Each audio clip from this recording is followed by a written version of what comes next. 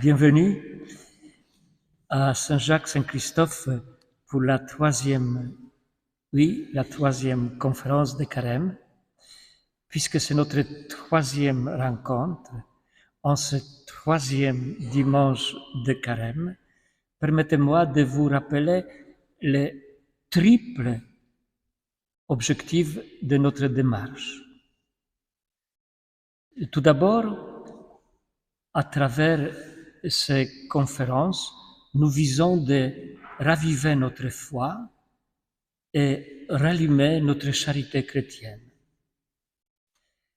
Ensuite, nous cherchons à le faire en nous laissant guider par le pape Benoît XVI, en replongeant dans l'héritage de ce grand pape décédé il y a presque 3 mois.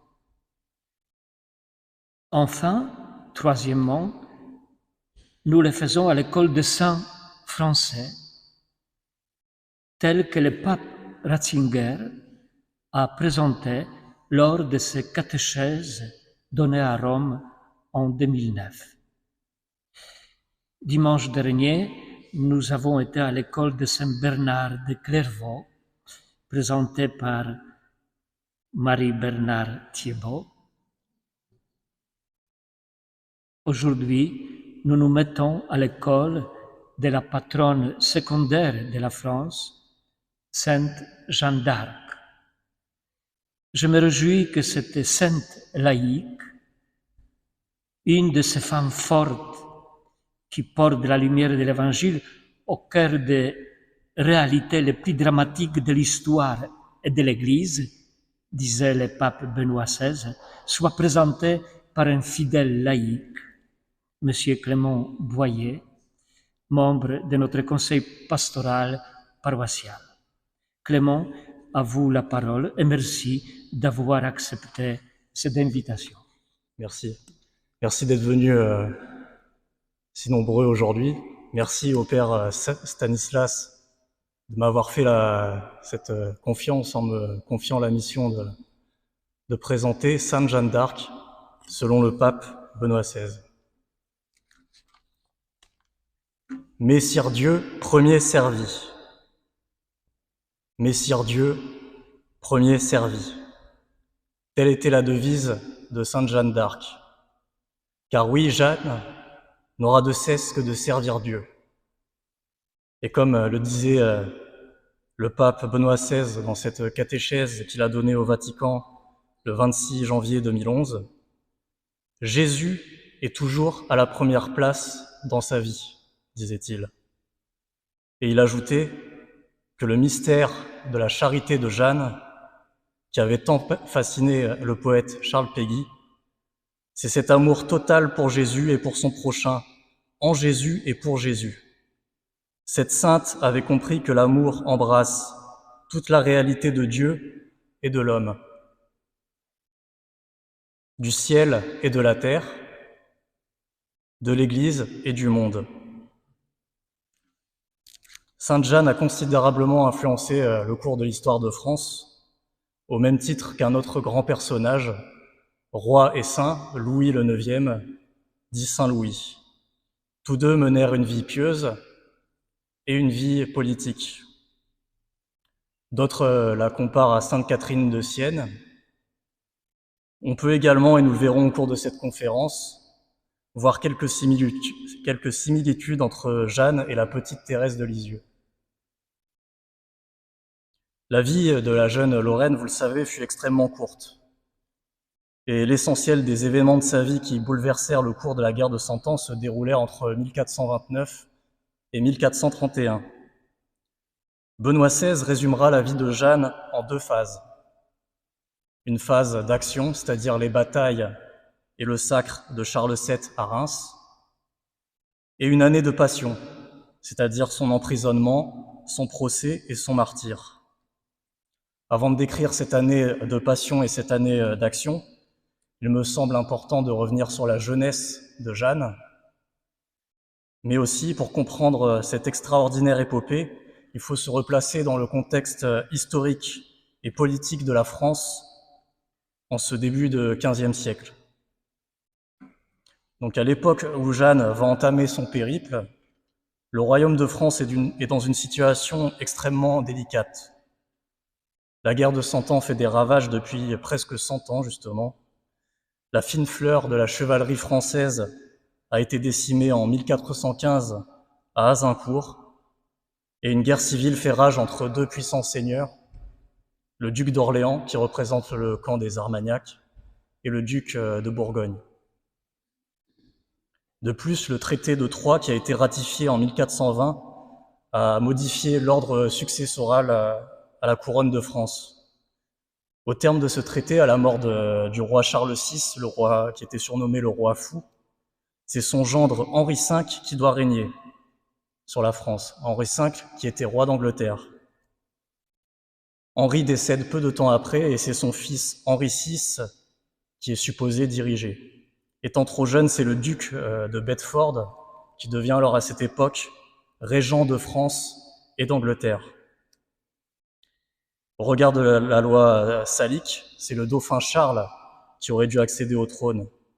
Ce dernier se proclame roi de France sous le nom de Charles VII. Il se réfugie au sud de la Loire et il installe son administration dans la ville de Poitiers. Alors, en 1429, imaginez-vous la France, le nord-ouest de la France est sous occupation anglaise jusqu'à la Loire à peu près. L'Est et la Flandre sont contrôlés par les Bourguignons. Et en ces temps troublés, le peuple de France souffre tout particulièrement. Des territoires entiers sont abandonnés. À l'époque, on pouvait traverser des dizaines et des dizaines de kilomètres en ne trouvant que des cultures laissées en friche. Et l'insécurité est partout. Les gens sont excédés et désespérés par les exactions commises par tous les protagonistes du conflit, qu'ils soient anglais, français ou bourguignons. Alors, notre Jeanne naît aux alentours de 1412 à Domrémy, le jour de l'Épiphanie, donc le jour des rois. Premier signe déjà du bon Dieu. Alors, Domrémy, c'est un village à l'est de la France, et il est enclavé entre le duché de Bar et le duché de Lorraine. Son père s'appelait Jacques d'Arc et sa mère Isabelle Laromée. Jacques est un petit propriétaire terrien et même s'il est peu fortuné, il fait partie des notables du village. La fille de Jacques est surnommée Jeannette. Elle vit le quotidien d'une jeune campagnarde de cette époque où 95% des Français étaient paysans. Ainsi, la moisson, le travail du lin, la surveillance des troupeaux rythment les journées de cette enfant très pieuse. Cette piété a été forgée par une forte éducation religieuse. Jeanne se rendait souvent à l'église du village, et lorsqu'elle travaille au champ, elle cesse le labeur et s'agenouille quand résonnent les cloches de l'église, placée sous le vocable de saint Rémy, l'évêque qui a baptisé Clovis, le Rex Francorum, le roi des Francs. Le pape Benoît XVI insiste sur la grande charité de Jeanne. Et je cite le pape. Depuis l'enfance, elle démontre une grande charité et compassion envers les plus pauvres, les malades et tous les souffrants, dans le contexte dramatique de la guerre. En effet, les témoins de son procès en réhabilitation décrivent une fillette qui consolait les malades et faisait régulièrement l'aumône. Sa grande piété est souvent moquée par les enfants de son âge. Elle n'aime ni la danse, ni les jeux de hasard qui sont, dit-elle, une offense à Dieu. Toutefois, elle est joyeuse et aime plaisanter. Elle est à la fois d'un caractère bien trempé et à la fois d'une grande sensibilité. Cette extrême émotivité me fait penser à celle de Sainte Thérèse de Lisieux pendant son enfance. Jeannette se rendait tous les jours à la messe et se confessait régulièrement. Jeanne est donc une chrétienne exemplaire. Et pour vous le montrer, je vais citer le duc d'Alençon qui a combattu aux côtés de Jeanne. Il a dit en témoignage lors du procès de réhabilitation : « Autant que j'ai pu le voir, je l'ai toujours tenue pour bonne catholique et honnête femme. Et je l'ai vue plusieurs fois recevoir le corps du Christ. Et quand elle voyait le corps du Christ, elle pleurait souvent avec beaucoup de larmes. Elle recevait la Sainte Eucharistie 2 fois par semaine et se confessait souvent. Cette âme fervente détestait le blasphème. au point qu'elle n'hésitait pas à rabrouer les plus grands capitaines du royaume, lorsque ceux-ci juraient et blasphémaient le nom de Dieu ou des saints. Dans son récent ouvrage, l'historienne Valérie Toureille résume parfaitement la personnalité de Jeanne, et je la cite. « C'est à sa manière une femme libre et vertueuse, pieuse sans être dévote, simple sans être naïve, sensible et sportive, aimant la prière et les combats. C'est sans doute cet assemblage des contraires qui la rend à la fois si proche et si singulière. Fondamentalement, Jeanne est restée une femme du peuple, et le peuple l'a reconnue comme telle dès qu'il l'a connue. » C'est à l'âge de 13 ans, alors qu'elle se trouvait dans le jardin de son père, qu'elle entend pour la première fois les voix. Celle de Saint Michel, qui est le protecteur de la France et du roi Charles VII, celle de Sainte Catherine d'Alexandrie, qui est la patronne des jeunes vierges, mais aussi la patronne des prisonniers, et c'est, on pourrait dire, l'équivalent féminin de Saint Michel. Elle entend également les voix de Sainte Marguerite d'Antioche, qui est une autre vierge martyrisée. Joseph Ratzinger, le pape Benoît XVI, dira que, avec le vœu de virginité, Jeanne consacre de manière exclusive toute sa personne à l'unique amour de Jésus. Il considère également cet événement comme une intensification de la vie chrétienne de Jeanne. Pour lui, la compassion et l'engagement de la jeune paysanne française face à la souffrance de son peuple sont encore renforcés par son rapport mystique avec Dieu. Ces voix lui enjoignent de sauver le royaume de France, tout simplement.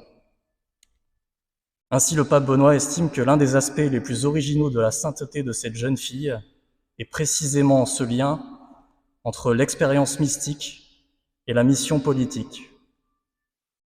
Robert de Baudricourt, qui était le capitaine de la place forte de Vaucouleurs, est l'un des partisans de Charles VII dans cette enclave de l'Est de la France. Et c'est cet homme que Jeanne va parvenir à convaincre de lui fournir une escorte pour aller rencontrer le dauphin Charles.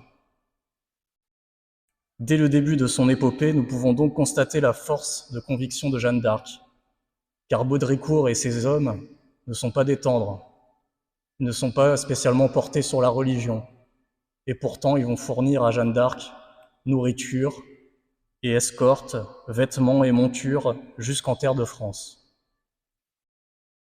Peut-être ont-ils été influencés par la ferveur populaire qui commence à se créer autour de la jeune fille. Une prophétie locale raconte que la France, perdue par une femme, sera sauvée par une vierge venue des marches de Lorraine. Ce voyage s'avère être un périple particulièrement dangereux. Jeanne et ses accompagnateurs durent traverser des terres hostiles aux mains de l'ennemi. Si l'on en croit la géographie de notre héroïne, les soldats ennemis, apprenant l'arrivée imminente de la pucelle, se seraient retrouvés paralysés, ne pouvant accomplir leur entreprise criminelle. Comme l'évoque le pape Benoît XVI dans sa catéchèse, ce voyage amorce l'année d'action de Jeanne d'Arc. S'en suivra une année de passion, celle de son emprisonnement et de son procès. L'entrevue avec Charles VII est prévue à Chinon. Jeanne doit patienter 2 jours avant de rencontrer celui qu'elle appelle le gentil dauphin. C'est important, gentil dauphin, ce terme, car pour elle, il ne peut être roi tant qu'il n'a pas reçu l'onction avec l'huile sainte des rois de France, dans la cathédrale de Reims.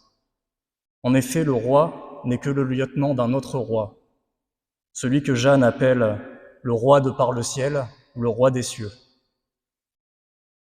Charles VII, lui, est dans une situation délicate. Si les Anglais prennent d'autres villes et traversent la Loire, ils seront à proximité du territoire sur lequel il a établi sa cour. Avant d'accorder sa confiance à la jeune Lorraine, le dauphin l'envoie à Poitiers, où un groupe de prélats et théologiens, après examen, ne voit en elle qu'une bonne chrétienne et une vraie catholique. Jeanne promet 2 choses à Charles VII, la levée du siège d'Orléans et le conduire à Reims pour être sacré roi de France. Alors on ne sait pas exactement ce que Jeanne a dit au roi Charles, mais ce qu'elle lui a dit l'a convaincu de lui fournir tout le matériel nécessaire et la confiance pour rejoindre Orléans. Elle passe d'abord par la ville de Tours, où une armure est spécialement fabriquée pour elle, ainsi qu'un étendard.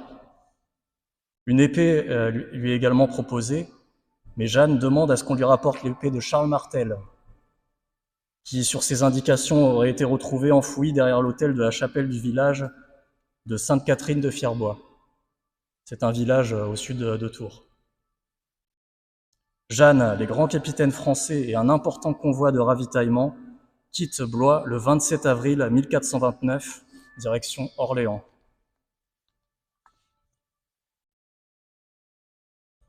Jeanne promit donc de faire lever le siège d'Orléans. À l'époque, cette ville est l'une des plus importantes du royaume, environ 30 000 habitants. Les Anglais l'assiègent depuis environ 6 mois, quand la Pucelle fait son entrée dans la cité, c'est-à-dire le 29 avril 1429. Jeanne est pressée d'en chasser les assiégeants, mais les capitaines militaires ont d'autres plans et ne prennent pas encore au sérieux la jeune fille. Très rapidement, elle envoie plusieurs missives à l'ennemi, les sommant d'évacuer immédiatement les lieux et de retourner en Angleterre. Ces messages provoquent l'hilarité des Anglois, et les colibés fusent à destination de la petite Lorraine. Alors je m'excuse pour le langage fleuri, mais elle est traitée de paillarde, ribaude et de putain des Armagnacs. Donc les Armagnacs, le camp français. Benoît XVI, dans sa catéchèse, lui, souligne le caractère pacifique de ces messages adressés par la Sainte aux belligérants anglais. Lors de sa première sortie hors les murs d'Orléans, le peuple est en émoi. Imaginez, la Pucelle à fière allure sur un destrier blanc, équipée d'une armure flambant neuve, elle brandit un étendard où figure l'image de notre Seigneur tenant le monde, accompagné des noms de Jésus et de Marie, Jésus, Maria. Sainte Jeanne d'Arc chevauche aux côtés des plus grands militaires de l'époque, Saint Raille, La Hire, ou encore le tristement célèbre Gilles de Rais. Ses talents de cavalière et son maniement de la lance sont déjà presque un miracle, car la jeune fille de Don Rémy était une petite paysanne, elle n'a pas été formée à l'art de la guerre, évidemment. Après les premiers combats, de nombreux soldats sont tués. Jeanne pleure aussi bien les pertes françaises qu'anglaises, et elle se lamente que ces hommes soient morts sans s'être confessés avant la bataille. Elle exigera par la suite que chaque combattant se confesse avant et après chaque affrontement. En ce temps de carême, il faut savoir que Jeanne jeûnait tous les vendredis, sauf exception. Comme un jour épuisée par les combats, elle fit exception donc à cette règle. Elle décide par ailleurs que l'on ne combattrait pas le 5 mai, jour de l'Ascension. En ce jour saint, Jeanne recevra le sacrement de l'Eucharistie. Acte important s'il en est, car à l'époque, il est rare de communier. Le dogme de la communion fréquente ne sera établi par le pape Saint Pie X qu'au début du XXe siècle. Toutefois, les écrits nous rapportent que Jeanne, à contrario de la plupart de ses contemporains, communiait fréquemment. Jeanne exige donc de ces hommes une stricte moralité chrétienne. Elle leur interdit par exemple de fréquenter les prostituées. En effet, Jeanne d'Arc est convaincue que la bataille se gagne avec l'aide de Dieu et que pour remporter la victoire, il faut donc être en amitié avec le Tout-Puissant. D'ailleurs, une des citations les plus connues de Jeanne d'Arc est « Les hommes bataillent et Dieu donne la victoire ». La sainte prédit avant l'ultime attaque contre les anglo-saxons qu'elle serait blessée. Et je cite Jeanne d'Arc, « Tenez-vous toujours auprès de moi, car demain j'aurai beaucoup à faire, et plus que je n'eus jamais. Et demain le sang me sortira du corps au-dessus de mon sein. » Les Français et Jeanne attaquent à l'aube contre la vie des grands capitaines. Une fois de plus, elle a été écartée des prises de décision. Les combats sont rudes, beaucoup de morts sont à déplorer, et les Français ne parviennent pas à prendre les positions anglaises. Les hommes sont là, fatigués, et même abattus lorsqu'une flèche vient se loger entre le cou et l'épaule de Jeanne d'Arc, exactement comme elle l'avait prédit. Les soldats voulaient lui venir en aide en appliquant quelques remèdes magiques, quelques remèdes païens à ses blessures, mais Jeanne refuse. Et je la cite à nouveau. « Je préférerais mourir plutôt que de faire quelque chose que je sache être un péché ou être contre la volonté de Dieu. » Heureusement, la blessure est superficielle. Elle n'a pas atteint les organes vitaux. Jeanne s'isole alors du champ de bataille pour se reposer et prier. Les hommes du bâtard d'Orléans sont exténués. Le jour tombe et il va falloir battre en retraite. Mais soudain, l'étendard de Jeanne est agité devant les tourelles. Les tourelles, c'était la place forte qui gardait l'entrée du pont au-dessus de la Loire devant Orléans. Une troupe d'hommes, galvanisés par le retour de la pucelle, parviennent à prendre donc ce point stratégique. Les Anglais fuient à la vue de l'étendard, de celle qui pensait avoir abattu. La retraite anglaise est générale. Jeanne interpelle le chef de guerre William Glasdale. Je cite Jeanne d'Arc. « Clasdas, renti au roi des cieux.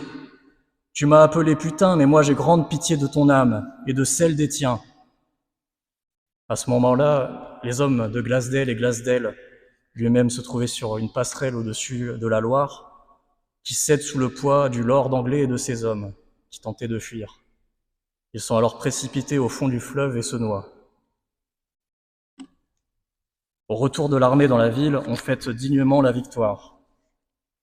Le Te Deum est entonné et les cloches des églises sonnent à la volée.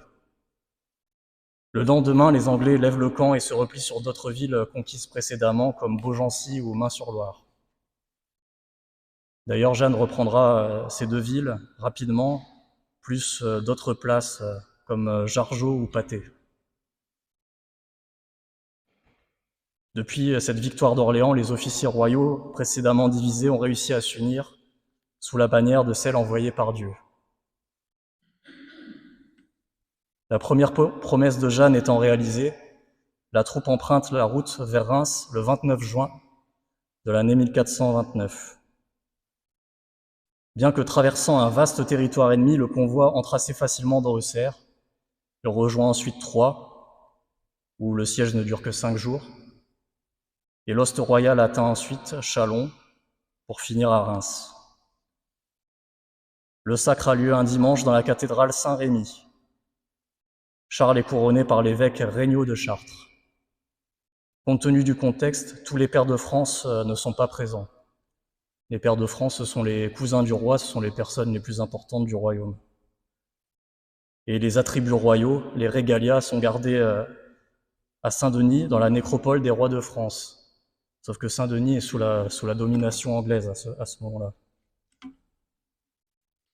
Charles est tout de même oint avec l'huile miraculeuse issue de la Sainte Ampoule. Jeanne est évidemment présente et, prise par l'émotion, elle tomba à genoux devant le roi et déclara : « Gentil roi, ainsi est exécuté le plaisir de Dieu, qui voulait que soit levé le siège d'Orléans et que vous veniez en cette cité de Reims recevoir votre saint sacre, en montrant que vous êtes le vrai roi, celui auquel le royaume de France doit appartenir. » Pour Benoît XVI, le sacre est l'autre moment culminant de l'action politique de Jeanne. En effet, Charles y voit sa légitimité renforcée. Après le couronnement, le host royal remporte de nombreuses batailles et assiège nombre de villes en région parisienne. Jeanne tente de reprendre Paris et elle est à nouveau blessée. Le siège se solde par un échec. D'ailleurs, vous pouvez effectuer un petit pèlerinage pas loin d'ici, à moins de 2 km, à l'église Saint-Denis de la Chapelle. C'est l'endroit où Jeanne a été amenée lorsqu'elle a été blessée lors de ce siège. Jeanne repartira ensuite en Berry, elle remportera quelques victoires. Puis, au mois de mai 1430, elle veut faire lever le siège de la ville de Compiègne, qui est assiégée. Mais elle se retrouve prise en tenaille par les hommes de Jean de Luxembourg, un partisan bourguignon. L'Université de Paris souhaite qu'elle soit présentée au procureur de l'Inquisition. Mais ce sont les Anglais, par l'intermédiaire de l'évêque Pierre Cochon, qui rachètent la captive aux Bourguignons pour la somme de 10 000 écus.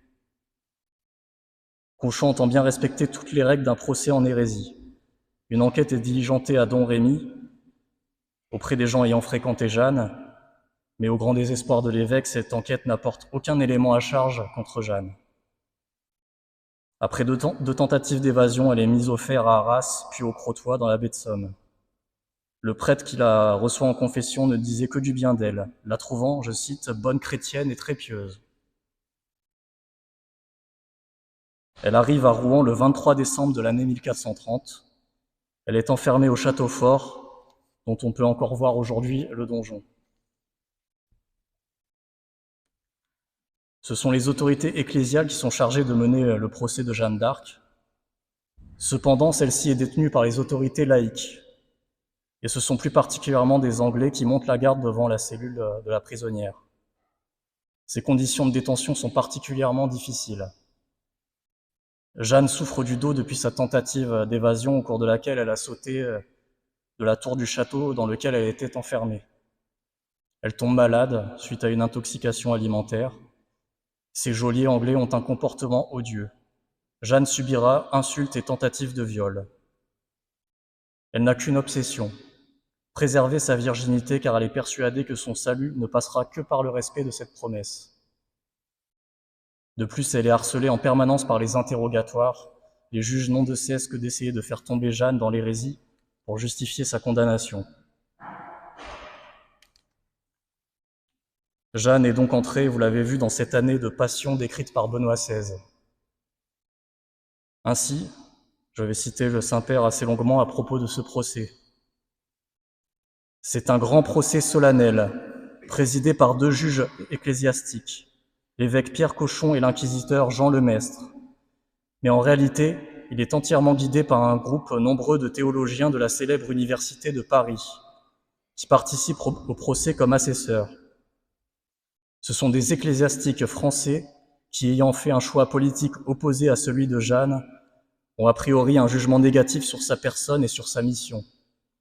Ce procès est une page bouleversante de l'histoire de la sainteté, et également une page éclairante sur le mystère de l'Église, qui, selon les paroles du Concile Vatican II, est à la fois sainte et appelée à se purifier.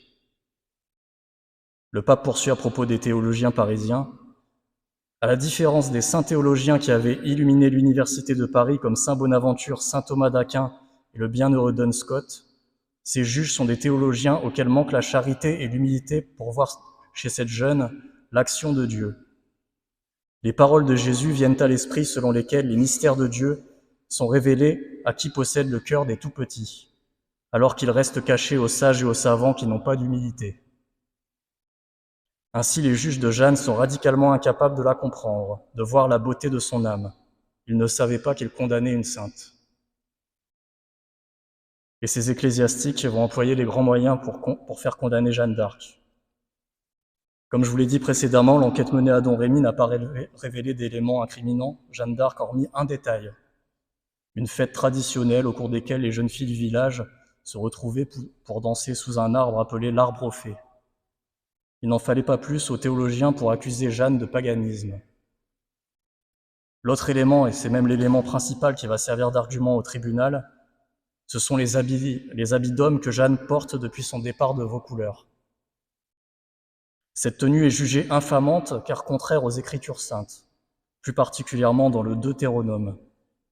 Pierre Cauchon et ses complices somment Jeanne de quitter ses habits d'homme, mais cette dernière ne peut accéder à cette requête, car cette tenue est un rempart contre les geôliers qui tentent de porter atteinte à sa pudeur. Tout au long des interrogatoires, Jeanne résistera de manière admirable au piège que l'on lui tend.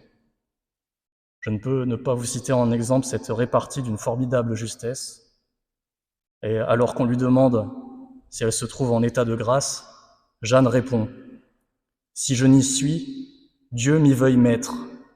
Si j'y suis, Dieu m'y veuille garder. » On la conduit d'abord au cimetière de Saint-Ouen, où on lui fera signer un document par lequel elle promet de quitter ses habits d'homme. Jeanne accepte de signer cette cédule, car on lui a promis qu'elle serait condamnée à la perpétuité dans une prison sous la garde de l'Église. Mais c'est un piège qu'on vient de lui tendre. Elle réintégrera la cellule gardée par des hommes anglais et par conséquent se voit contrainte de revêtir à nouveau un habit d'homme. C'est ce « parjure » qui condamna la pucelle à être exécutée. Le tribunal la déclare relapse. Le 30 mai 1431, elle reçoit une dernière fois la communion dans une grande dévotion. Puis elle est conduite sur la place du Vieux Marché par une importante escorte de soldats anglais. Jusqu'au dernier moment, les Anglais auront craint Jeanne d'Arc. Alors qu'on met le feu au bûcher, on apporte une grande croix, comme ces croix de procession, que l'on met devant la jeune femme. Jeanne fixera cette croix jusqu'à ses derniers instants, en répétant sans cesse le nom de Jésus. Jésus. Jésus.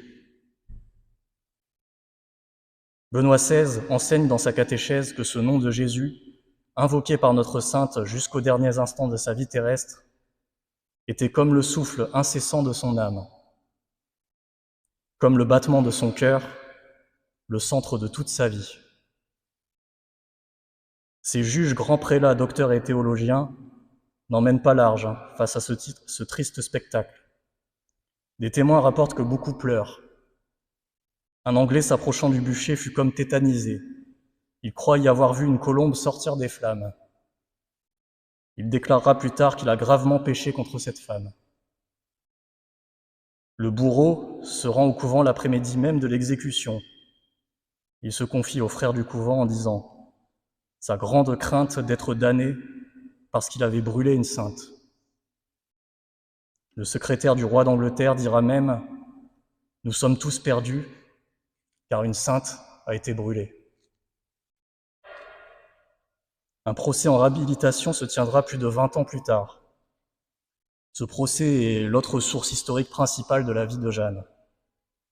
Elle est béatifiée en 1909 par Saint Pie X, puis canonisée le 20 mai 1920 par Benoît XV. Sainte Thérèse de Lisieux avait une grande dévotion pour Jeanne d'Arc. Un parallèle peut être fait entre ces deux patronnes secondaires de la France. Ce sont deux jeunes filles émotives, dotées d'un immense amour pour notre Seigneur. Et comme il n'existe pas de portrait contemporain de Jeanne d'Arc, il existe tout un tas de représentations comme celle que vous voyez ici, mais son portrait n'a pas été peint à l'époque. Donc personnellement, j'aime à m'imaginer Jeanne d'Arc sous les traits de Sainte Thérèse, sur une célèbre photo de Sainte Thérèse justement. Elle est habillée comme Jeanne d'Arc, car elle donnait une représentation auprès des Sœurs du Carmel. Elle avait écrit une pièce de théâtre en hommage à Jeanne d'Arc. Le pape Benoît XVI, dans sa catéchèse, a le plaisir de rappeler, et je le cite, que Sainte Jeanne d'Arc a une profonde influence sur Sainte Thérèse de l'Enfant Jésus. Dans une vie complètement différente, passée dans la clôture, la carmélite de Lisieux se sentait très proche de Jeanne, vivant au cœur de l'Église et participant aux souffrances du Christ pour le salut du monde. Elle était animée par le même grand amour envers Jésus et son prochain et vécut dans la virginité consacrée.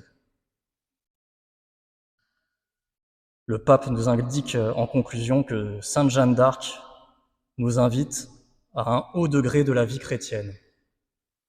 En effet, malgré une adversité terrible, dans une France anéantie, Jeanne a redonné espoir au peuple. Car si les élites l'ont abandonnée, le peuple, lui, ne l'a jamais oubliée. Et encore une petite chose.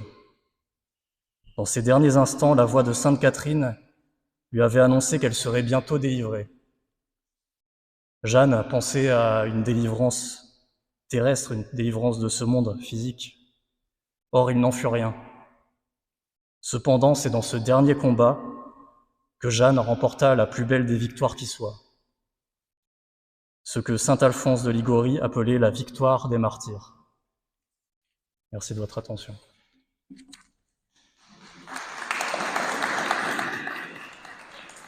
Merci. Alors, j'aimerais que vous preniez votre petit fascicule des Vêpres. Si vous regardez au dos, vous avez un texte qui a été écrit par Sainte Thérèse de Lisieux, le cantique pour obtenir la canonisation de la vénérable Jeanne d'Arc. Alors j'aimerais qu'on lise cette prière, si on peut tous se lever et lire ensemble cette prière.